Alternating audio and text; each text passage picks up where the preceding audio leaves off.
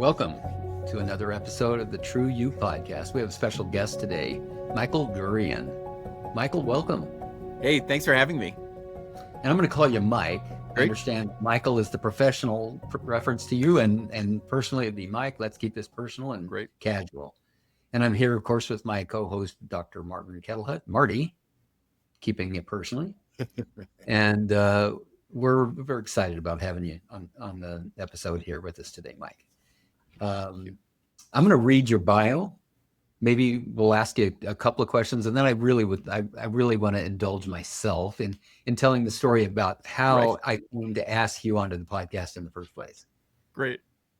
Okay, so here we go. Dr. Michael Gurian, marriage and family counselor, is a New York Times bestseller author of 32 books translated into 23 languages. A pioneer in applying brain research to education, parenting, and leadership.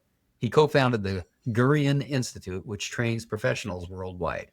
Recognized as a leader gender expert, he has spoken for the UN, briefed Congress, and advised the White House. Known for his dynamic presentations using case studies and brain imaging, Michael helps audiences understand gender differences and effectively support children and adults. His influential books include The Wonder of Boys, The Wonder of Girls, and Boys and Girls Learn Differently. Welcome, Mike. Hey, thanks for having me. And that was fun. Beforehand, we were using AI to see what AI would say about me. Yeah. And that was, that was pretty solid. They said advise the White House, which isn't really true. I provided information to the White House, but it's still kind of like, oh, that's not bad. Yeah. Well, what I did was I just took the bio from your website. Right. And I said, hey, AI, take this and condense it into less than 100 words. And that's what happened. Yeah, it's just fascinating. It's moving so fast. Well, thank you. Glad to be here. Thanks so much for having me. Absolutely. Looks like you and I have the same mic. Is that the blue, what's it called? Blue Yeti. Yeah. Great. Right. I use this for my podcast too. It sounds good, right? Sounds good to you? Yeah. Sounds great. Yeah, I love it. What's the name of your podcast? The Wonder of Parenting podcast. The Wonder of Parenting. Yeah. Before I launch into this story about how I know Mike, Marty, do you have anything you want to say or any questions you want to ask before I jump into that? I know nothing yet. I know nothing yet. Okay. All right. So we're going to have to wind back the clock. Here we are in August of 2025. This was about 2000, the year 2000. So we're going to go back 25 years. And Unity Church on the South Hill of Spokane, Washington. I showed up one day. I was seeking. Boy, was I seeking and searching. I was in a lot of pain. I was doing a lot of suffering. I was pretty fresh. The divorce wasn't final yet. I'd left my second wife. For me, it was a tortuous marriage. And I was afraid I was going to kill her. And so I left. Literally was afraid I'd kill her. And I knew that I needed to do some work because I was terrified that if I didn't do some inner work, I was going to find somebody else like her and do it all over again. And so I was seeking some answers, plopped myself down in a pew at Unity Church, and we had a special speaker that day, Michael Gurian. Never had heard of you before, Michael. But you did an amazing talk. And one of the things that you said in that talk was that if you don't have a spiritual guide, get one. If you don't have a spiritual leader, get one. Do you remember that theme maybe about 25 years ago? Yeah. Yep. Yeah. Yep. So I left and I thought about it all the way home. I lived on the north side at that time, about 15, 20-minute drive.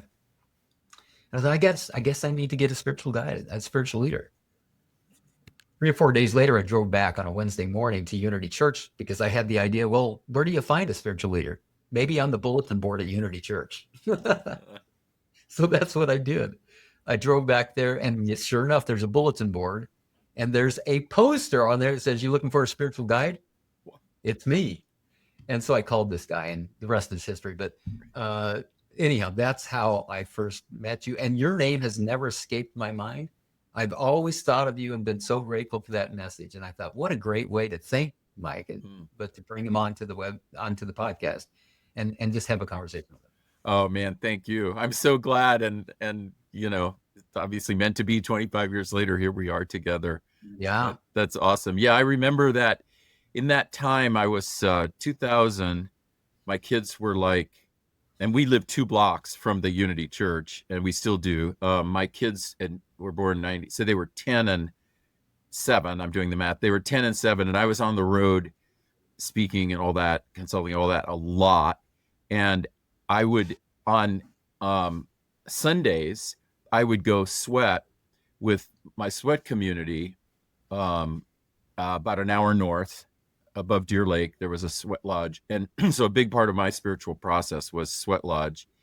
And I was involved in sweat lodge since I was a kid, because part of my upbringing was on a reservation that my dad worked on.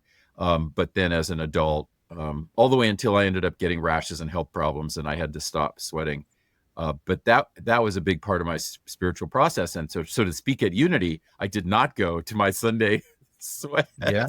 That was like, it's a big deal, because I just loved sweat lodge, worked so well for me.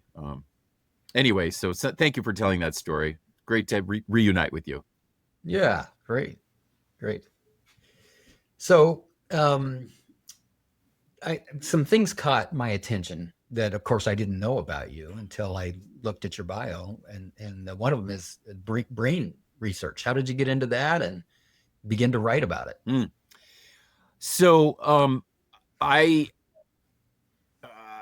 going to go all the way back to childhood, because parents moved around a lot, academic, foreign service, etc. So I lived in a lot of places.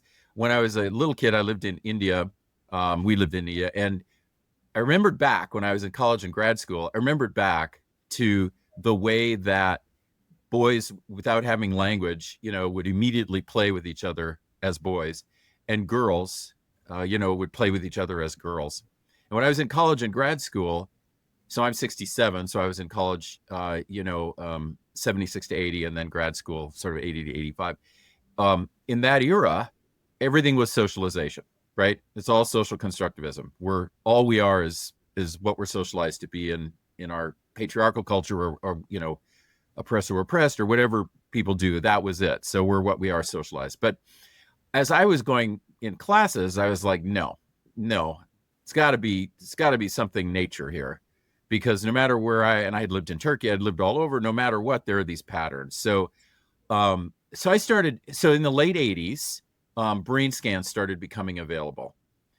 And so I was getting a hold of every brain scan I could from academic institutions. And I was teaching by then at one Gonzaga, and trying to figure out what was going on between male, female in nature. And gradually, so out of that developed the kind of Gurian thing, which is nature, nurture, and culture, that there are actually 3 influences, but everything starts in nature. So we all have to start with nature, then we move to nurture, then we go to culture.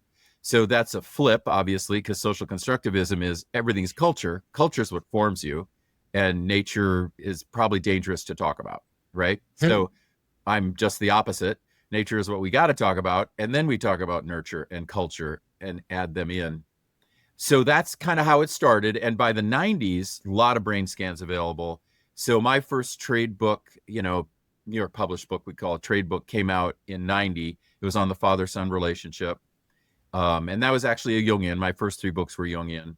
And then The Wonder of Boys in 96 came out. And by then I had integrated the brain research. So The Wonder of Boys was kind of the launch of a lot of the other stuff, because in part because it was rejected by every single publisher. So there were 26 publishers at that time. There's only 5 now, but there were 26 publishers, major publishers at that time. They all rejected it. They said, can't talk about boys. No one wants to hear about boys. It's it's only girls. And by the way, I had 2 daughters, so it was not like I was a feminist. So I was all pro everything, but their concept was anything male, bad, can't talk about it, etc. But one publisher who had published The Prince and the King, I went back to him and I said, look, publish it and don't give me an advance. Just, you got to realize this is going to be very popular, because half of the world has boys, and he did. He gave me a $25,000 advance, which was very kind. And he did publish it, and then it exploded. So since then, that that kind of Gurian neuroscience theory applying male female brain difference, that's spread throughout, even to corporate leadership in the sexes was a book in corporate about it. And so I've sort of done it in all those fields. I've applied it early childhood all the way through adulthood as a way of helping people understand boys, girls, men, women, etc. And that includes the gender spectrum. It's all included. So what is the core idea behind the brain science? What did you learn, and what are you teaching? Oh, well, so all the way back in the 80s, people understood, academics could see, based on scans and early gene research, they could see that it all gets formed in utero. So it comes on the chromosomes and gets formed in utero. And it was gradually in the late 80s and 90s, it became clear how male female occurs. And that's from the hormonal surges that occur in utero. So that by the time the fetus is 6 months, it's now immune to the cross-sex hormones. So it has formed a female brain, at the template for a female brain and a male brain by 6 months in utero. Now, we all have to remember there's 8 billion people on Earth. So there's 4 billion ways to be male and 4 billion ways to be female, right? So it isn't a stereotype of a male or a female. And that's the brain spectrum. But there are certain things that once the baby gets to 8 or 9 months in utero, now, not in 1989, but now, as of 2019, MRIs can be used and now can see that the male-female brain difference already exists at 8 and 9 months in utero, right? Scanning a fetus. So that's the nature part. And the hormones are flooding the system while mom's carrying the baby. And males, right, we have 10 to 20 times more testosterone. And all brains sort of default female. They start out female, but by about 4 to 6 weeks in utero, the male, so the Y chromosome tells the mom to spurt this little bit of androgenic hormone into the sac, the womb, and that triggers the testes to drop. And when the testes drop, they flood the system with testosterone, and that's what differentiates not just the male body, which has different muscle mass and calcium and all that than the female body, but also differentiates the male brain. And so then you have male female brain, and then kids come out, right, when they're born, and those brains are templated already male female. So for instance, the male brain, and this is the reason this is nature, and the reason that I talk about nature first, then nurture, then culture, is because all cultures everywhere, brain scans everywhere, show the exact same thing. So culture, doesn't matter if it's India or Turkey or Africa or China or you name it, the brain scans show the same thing, male-female brain difference. So for instance, males do language mainly on the left, females do language on both sides of the brain. So females have connectivity on both sides of the brain to the midbrain where emotions are, right, and where sensorials are and where memory is. So females are connecting on both sides. Males are mainly doing it on the left, which mitigates somewhat male connectivity, and when you study males and females all over the world, it's very clear that there's always exceptions. We always say there's a 1 in 5 exception rate just to be safe. But, females produce more words for feelings, and they do it all over the world. And males produce fewer words for feelings, and they do it all over the world. Well, makes sense. We just, we have less access and it takes us longer. So, other gray matter difference, white matter difference, like everywhere we go, there are differences between male and female brain. So I just decided to apply that to every potential community. From corporations, that's where I started applying it, was corporate, and then schools, parents, everywhere. So now I and my team, I have the Gurian Institute team, we have 100 trainers, and anyone asks us and we apply it and we give strategies but it all started back there in the late 80s. That's a great foundation for the rest of this conversation. And I want to invite Marty. Marty, I'm noticing that you're taking some notes. I'm interested in learning more about the nature, nurture, culture. I come in this conversation having been educated by those people back in, I think you said it was the 60s, I forget exactly when, where nurture was everything. And so I'm prompted to think, well, aren't those things that you pointed to that distinguish male versus female brain, aren't they a product of culture? And so that's just, my training is to ask that question. Right. Well, okay, it's nature, nurture, and culture. Some of the manifestations of what males do and females do are going to be affected by culture for sure. But the brain differences they're evolutionary, right? So unless you define culture as a million years ago when we moved from Crossopetarians, and we came in and we started forming our brain, but that's not what people generally mean for about culture. So nature would come first, and then evolution, and what we think about as culture. For instance, I get in this discussion quite a bit about, okay, but didn't patriarchal culture, right? That's what we were all trained in, right? Back in our day, we all have white hair. Didn't patriarchal culture form, male, female? And no, patriarchal culture can help us or harm us by helping us develop social constructs. So like masculinity could be a social construct, and you could say masculinity, and whatever we want to say masculinity is, we'd have to talk about that patriarchal culture helped to create masculine stereotypes, let's say. Okay, you could certainly have that argument, because that is just like the gender spectrum. Gender is a social construct, right? So you could definitely say, well, what is gender? That's a social what are gender roles? Social construct. But not male female. Male female is biological, and that's a million years old. So that makes yeah, because my own personal journey through this is, I'm born male, of course, but then I believe I was nurtured and cultured to be homosexual. I don't believe that like my gender is male, but the sexuality, as you said, that's cultural. And I'm not in agreement with most other people in the gay community about that. well, wait a sec. Homosexuality is wired in. That's nature.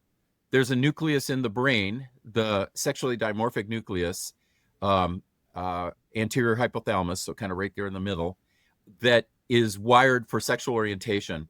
And this is true not just of us, but mammals. And around 95%, 93 to 95% of human beings and mammals are wired for heterosexuality, but 5 to 7% are wired for homosexuality, or what we now call same-sex orientation. And that's wired in, and you can see that part of the brain, and it's different. So I'm a straight man, you're a gay man. If we could scan your brain right now, or when you and I pass away and they do an autopsy, they'll look at that nucleus and go, oh yeah, this person's gay. Or they'll look at that nucleus and say, oh yeah, this person's was heterosexual. So actually, that's hardwired. And that's been a confusion about LGBTQIA+, right? Where it all got grouped over the last, say, 5 years, especially for advocacy purposes, it all got grouped. But LGB really should be separated because that is hardwired. And then anything that's gender, that's softwired. But homosexuality isn't gender. Homosexuality is hardwired. So I'm just giving you the science. I certainly don't want to change your mind, but I'm giving you the science. That's good information. Thank you. I wasn't aware of that.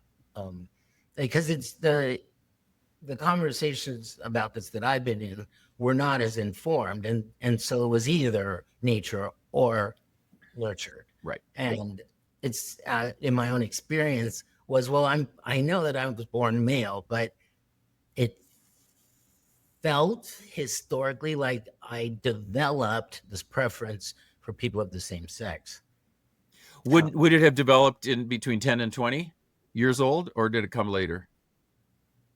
No, between those years, yes. Right, because the genetics of that, right? There are also gene markers for homosexuality. So but the testosterone flow, and for women, the estrogen flow, at pre-puberty and puberty, that's then when it gets triggered, because the brain isn't going to trigger it yet, like at 7. Although people will look back and they'll say, "Oh, I knew I was gay at 4," and that's absolutely valid, absolutely. And the hormones are triggering it between 10 and 20, right? Puberty, and then that triggers, and then because you're getting that wash of stuff for romance, right? Everyone, gay, straight, everyone, trans, everyone gets that wash, and then that's when it's appropriate for the brain, to trigger who are you going to be attracted to. So I'm going to guess that you were hardwired for it, even though I have not met you, except online. Thank you for all that. I just want to ask one last thing. Please, of course. And then I'll let Bill go ahead. Don't feel like you have to limit yourself to one last thing, Marty. Please continue. I'm really, really getting a lot from this conversation. Well, I just want to understand, like, the science that tells us what's nature, that had to be developed. Like, we're not Descartes just going, "Oh, I have a clear and distinct idea of what it means to be a brain or a body." Those terms that we're using, connectivity, feelings, those are cultured terms. And so my question is, how do we know when we're like beyond the cultural veil and can see what's natural? Oh, well, brain scans are what I do. What I rely on is brain scans, probably for the very reason that what I think I'm getting, what you're getting at, is a number of, back then, 89, 90, 91, I realized I wanted to base what I did on science. Curious if IFS coaching is right for you? Schedule a free 20-minute coaching readiness conversation to clarify your next step and to determine whether or not coaching is a good fit for you. Details at billtierneycoaching.com. Now back to the show. Yeah. And of course, science has a cultural aspect, but we have so much technology now, and we already did by then. And I was just like, that's where I'm going. I'm going to go to brain scans, and then these brain scans, I'm going to go to brain scans that are being replicated worldwide. So it's transcultural. They're replicated worldwide. Anyone who has the equipment sees the same thing.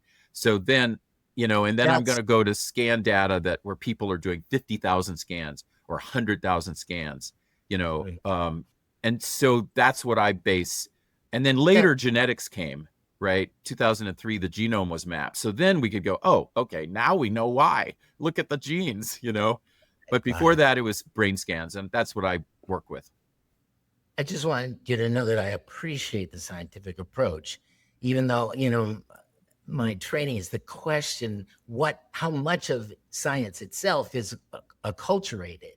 I myself appreciate the scientific. In fact, my book on leadership takes a scientific approach as opposed to an opinionated approach or something like that to leadership itself. So thank you for answering those questions. Very helpful.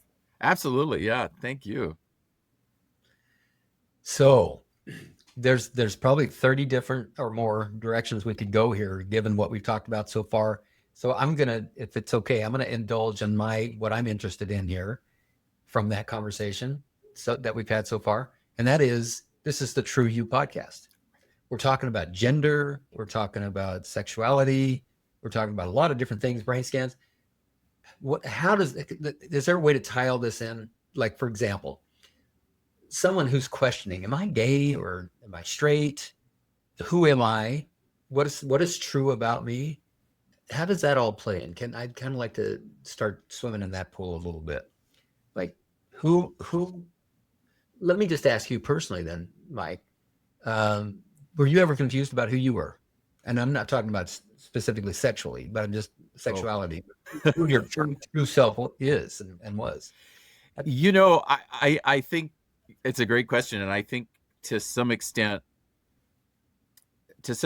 my personal experiences and also as a clinician is that we are always in a way confused about who we are.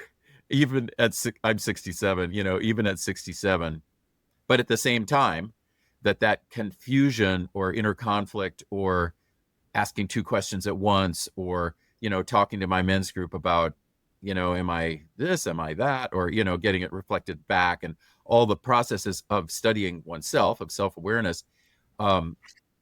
We make the decision based on the confusion, and then we pull something out of it and go, okay, this is who I am. Okay. And then, and then maybe a month later or a year later or whatever it is, the confusion is back. And then we are like, okay, yeah, but this is who I am. And so I think it is a process, or my experience has been, it's a process where it's just like healing from trauma. There isn't a stop date. One is always in a process. And that said, we attach to who we are as we swing back to it. And so when I was a kid, I did not know, who I was. And yet looking back, I kind of guess I did. But no, I did not, right? I mean, searching, childhood, adolescence. And then we had a lot of trauma. So I score a 7 out of 10 on ACEs. So a lot of trauma, mental illness, violence, sexual abuse, just a lot of trauma. So I was in therapy from basically 16 to 26, pretty much on and off. And, trying to figure out like the true you, like your podcast. And still too young really to fully know, but working it through and trying to work through the trauma. And so trauma, of course, as you all know, like massive trauma is going to completely affect true you, the ability to say, okay, this is who I am. I'm going to pursue this. By the time I married my wife, Gail, I met her at 26. We married at 28. And we were married together 40 years, married 37. She passed away from pancreatic cancer 2 years ago. So by the time I married her, I would not have said I know who I was, or I know who I am, but I kind of did. I was a writer, I could label it with stuff. I was a writer. I wanted to be of service. I was really brought up for that, and really have always been very service oriented. I wanted to have children. I wanted to nurture children. I wanted to be a good husband, so there were various tentacles of who I was that I think I sort of knew. And then as she and I built a marriage, right, and then had children, I thought I knew, but then all this stuff happened, the public life, all of it, talk shows, the whole fame thing.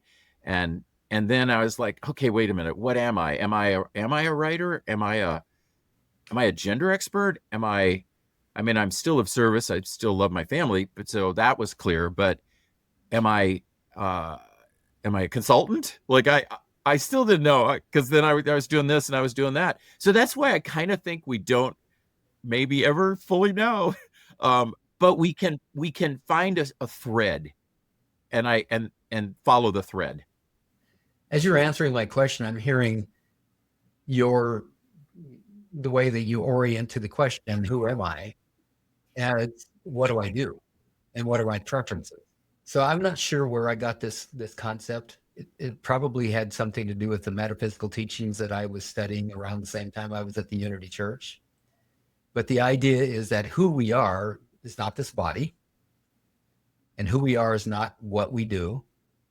Who we are is who we were when we were born, and who we will be when we depart. And that is whole, perfect, and complete.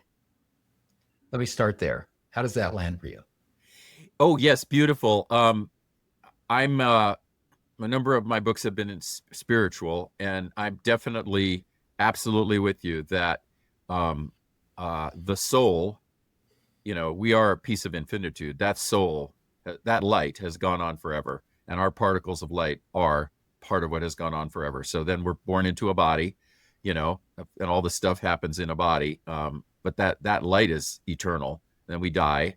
I just watched my wife. I helped her die. Watched her die. Her light definitely continues, but not in this dimension with the body. Mm-hmm. So I'm absolutely clear on what you're saying, and you're getting at the being and doing maybe difference, and spiritual versus material. Mm-hmm. Yes, because I believe that who we are is that spirit. We are of spiritual nature, and we have these bodies. Yep. And as you say, we were before we had the bodies, and we will be after we're done with them. That's what I believe. So if that's true, and I don't know, I can't prove it. I won't be able to prove it until I've lost this body. But if it's true, then and I was born as whole, perfect, and complete. For me, by the way, my ACE score is also 7 out of 10. ACE stands for Adverse Childhood Experiences, and it was a study that Kaiser put on in the 90s, I want to say. Mm-hmm. And I think that continued to expand and broaden and deepen that research. But it's an indicator of how much trauma we've experienced and then what's predictable in our lives, given that we've had that trauma. So me too, 7 out of 10. And so I believe trauma, one of the immediate and long lasting impacts of trauma is what we make it mean about ourselves, that whatever happened. And the moment that I got the idea and attached to it and validated it for myself, that there was something about me that caused that trauma, in that moment, I began to believe that who I was anything less than whole, perfect, and complete. In that moment, I created what I call the shame identity. How's that land for you as I say that? Share that with me. Oh, I understand. Oh, totally. I understand. Yeah. I'm thinking back to Unity, which I think their phrase was, "You are loved, special, and important." Exactly. Wasn't that the phrase? And we always, our kids, when we'd go there, Yeah. we always say, Yeah. "You are loved, special, and important." There's Yeah. a piece of you, a part of you, who you are, the true you, that is loved, special, and important. And you just said whole, perfect, and what was the other? Complete. And complete. Yeah. Yeah. Yeah. I understand what you're saying. The next layer to that is if I have decided that who I am is less than whole, perfect, and complete, that now has to be a secret, because if I let the rest of the world know what I've just figured out about myself, I'm screwed. Who would want anything to do with me? And especially as a child, and the younger I am when I make that decision about who I am, the more urgent it seems that I keep that a secret, because I'm completely dependent for my very survival on those who have an opinion about me. So now I have to form what I call the false identity, which is what I show the world so that I'm not kicked out of it. So the confusion for me about who I truly am has been caused by my confusion about what it was I decided about myself, that there's something about me that I need to be ashamed of. And therefore, there's something about me I need to create to hide that. That became so overwhelmingly, it became all encompassing for what I would think of myself. I am what I now call my false identity. I'm afraid that I am what I now call my shame identity. And then lost in all of that is who I really am. And I think that kids, before they have trauma, before they make decisions like that, swim in the reality of who they actually are. And that's why we see them as so joyful, so undefended. Thanks for the opportunity just to spin my ideas about true self. Now, Beautiful. if we bring in sweat lodges and our other beliefs about spirituality and brain scans, the challenge still remains as we live our lives, boots on the ground. How can I be true to who I truly am? That's the challenge that I think that we really want to be talking about here. Yeah. Marty, you were going to say something.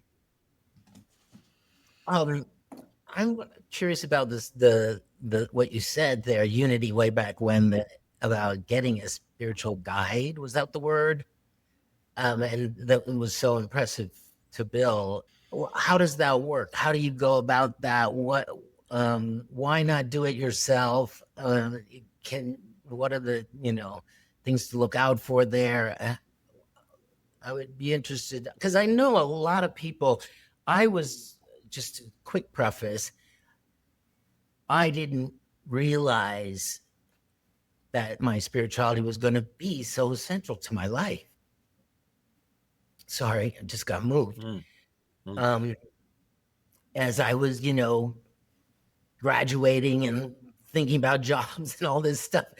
And I was, to my mind, but par chance, introduced to a spiritual leader, a spiritual guide, and it altered my nervous system. I received Shaktipat, and I didn't even know what this was yet. And so to me, it was like, wow, I was chosen. Or I've had so many lifetimes that I've been prepared for this moment, something along those lines. I can't explain it. And so, when people say, oh gosh, I want that. How did you get that? Well, I want that. I hesitate to say, well, just get yourself a spiritual guide, because I don't know how to tell them to do that, because that's not the way to happen for me. Oh, beautiful. Yeah. Well, a lot. So my sense of things is that we have it's just going to all just be language, right? But that we have a being identity and we have a doing identity. And we carry multitudes in us. So of course our doing identity can have multitudes. Like I have 3 or 4 various jobs. So do you, etc. The being identity, let's say, that's the, more spiritual. And we get mentors for our doing identity. Like I'm trying to mix our languages together. I hope it works. That's working. We get mentors, right? And that's how we get better. Peer mentors and then elders. And for our being identity, let's say, we also get mentors. And I come up through just about every religion. My parents every few years changed religions.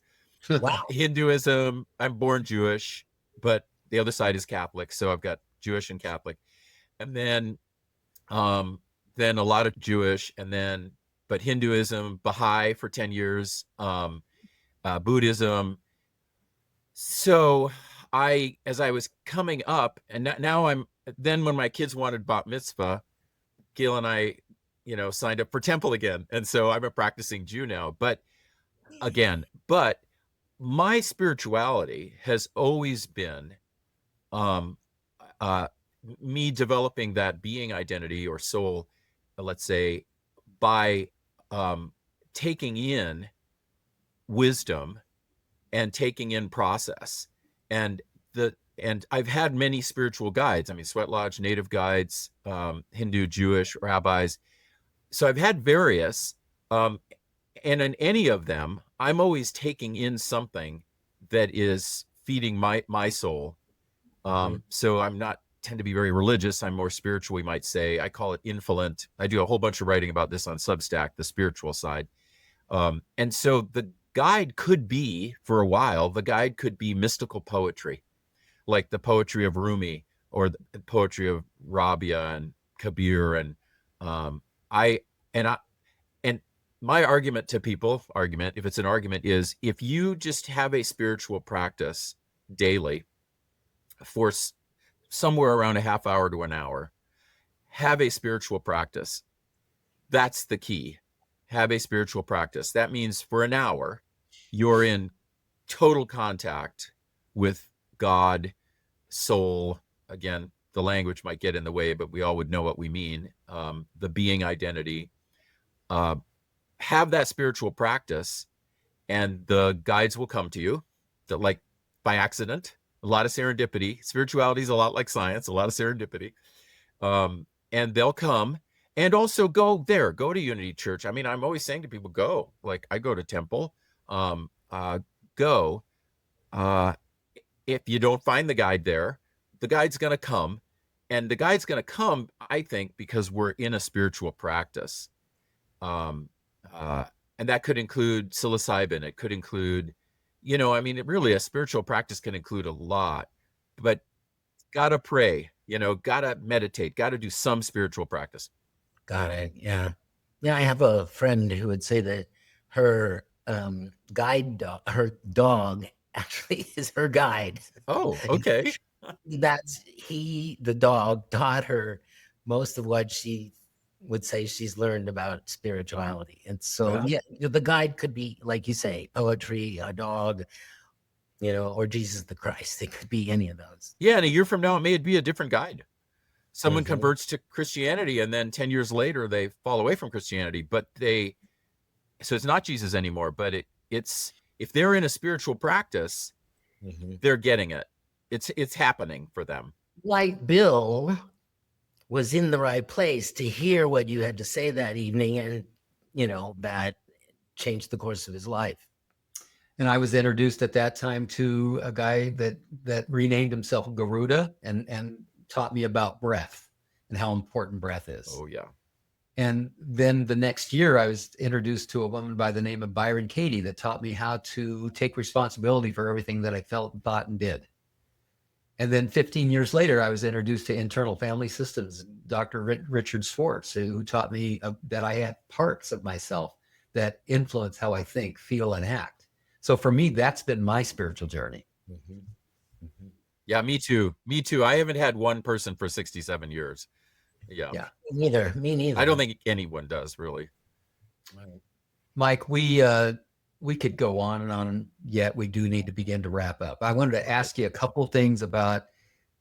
I'm thinking of our listeners, and as they're listening to this conversation, they might have gotten so many different ideas triggered about what they might want to do with the information they've heard here. There's several books that you've written. Let's start there. The ones that we mentioned in your bio were The Wonder of Boys and The Wonder of Girls, and Boys and Girls Learn Differently. I'm assuming that anybody that wants to read your works would find that on Amazon. Do you have a preferred provider for that? No, Amazon's fine. If people type in my name on Amazon, 30 some books are going to come up.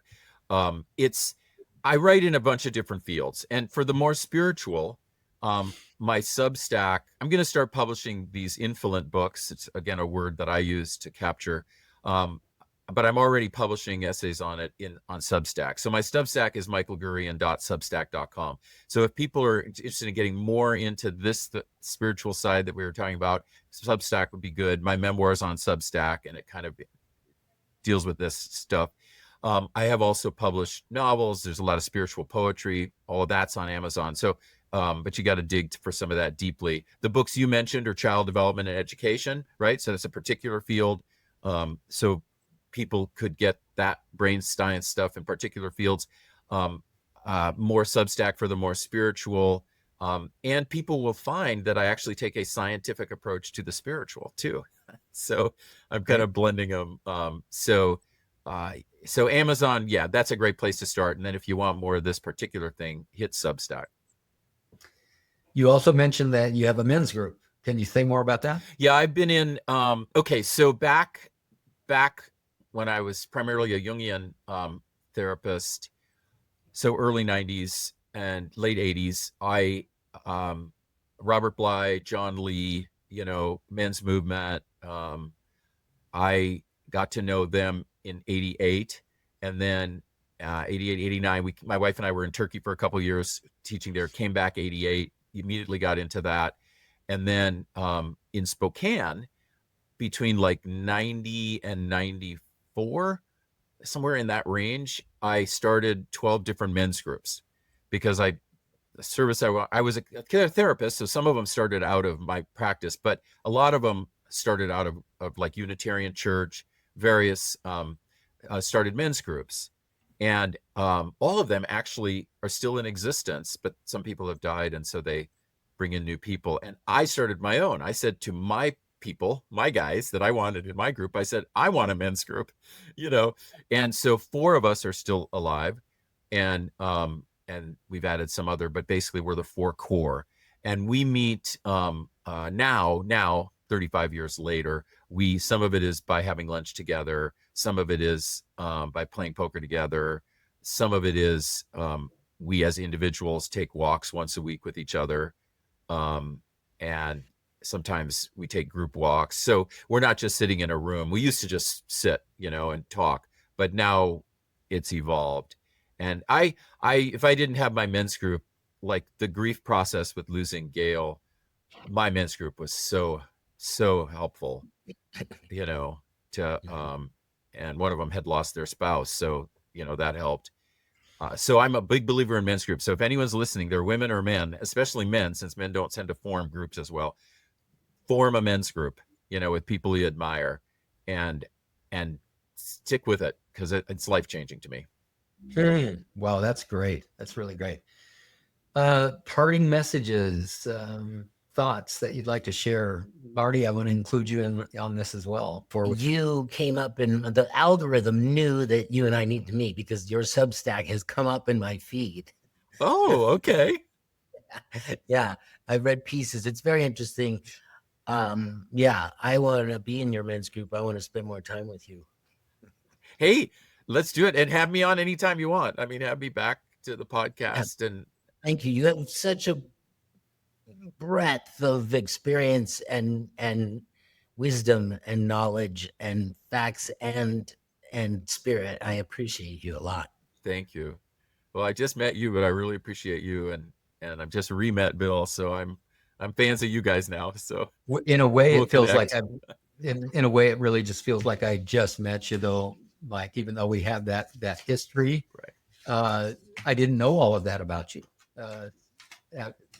After that talk at Unity Church in 2000, I think it was, or 2001, I just went on my way, taking your advice and finding my way to this point and back here again today. So you mentioned earlier we should have a cup of coffee. I'd love to do that. It sounds like we're about 10 miles apart. So let's find a place in between and do that. Absolutely. That'd be great. All right. And if someone wants to learn more about you, they can go to your website, which is michaelgurian.com. Michael Gurian, Gurian. Yeah, Gurian. Great. Mike, thanks so much for joining us. You bet. Thanks, guys. Take care. See you later. Bye. We appreciate who you are, that you would be listening to this podcast, and want to acknowledge all those parts of you that yearn for the experience of the true you. If you like this episode, click like, share it with others, and be sure to subscribe. Listen again next week for the newest episode. Check show notes for a transcript and a link to resources, including a link to let us know if you'd like to be a guest on our podcast. Thank you for listening and going on this journey with us back to the true you.